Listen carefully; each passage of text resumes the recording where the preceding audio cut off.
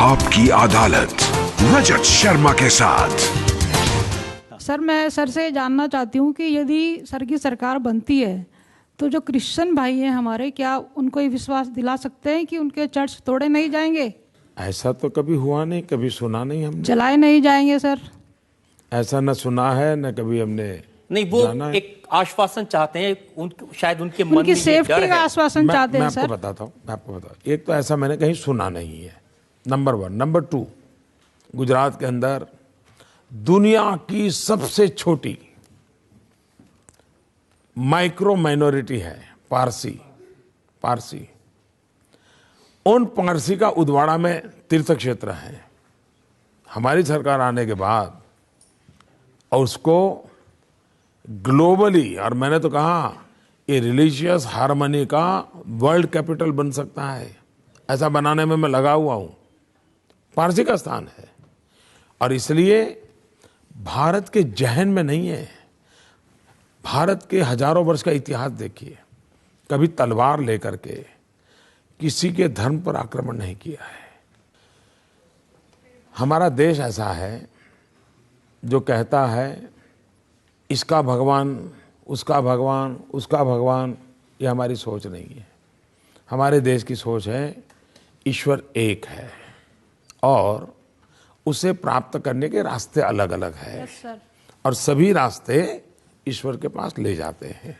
और इसलिए कोई ऊंचा है, कोई नीचा है, ये चाहिए या नहीं चाहिए, भारत का संविधान इसके लिए किसी को सहमति नहीं देता है। हमारे यहाँ संप्रदायवाद नहीं चल सकता है। हम धार्मिक लोग हो सकते हैं, सांप्रदायिक जुनून हमारे देश में कतई नहीं चल सकता है।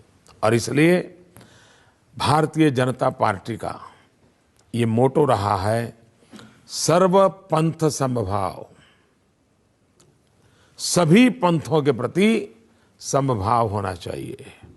इसलिए मैं इस देश के सभी नागरिकों को कहता हूं, आप आश्वस्त रहिए। इस जातिवाद का जहर, इस संप्रदाय का जुनून भारत की प्रगति को रोकता है और ये हम नहीं होने देंगे।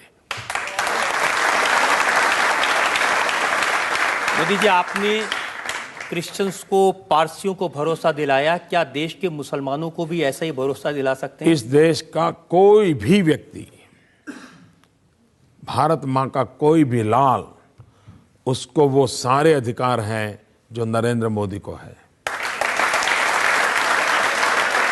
किसी को आपसे डरने की जरूरत नहीं है? कुछ लोगों को तो डरना पड़ेगा। देश को लूटने वाले, उनको डरना पड़ेगा। अन्याय करने वालों को डरना पड़ेगा। और मैं ये बात कहने से डरता नहीं हूं। आपको घर में भी कुछ तो डिसिप्लिन रखनी पड़ती है, और डिसिप्लिन रखना गुनाह है तो भारत की भलाई के लिए वो गुनाह भी मुझे मंजूर है।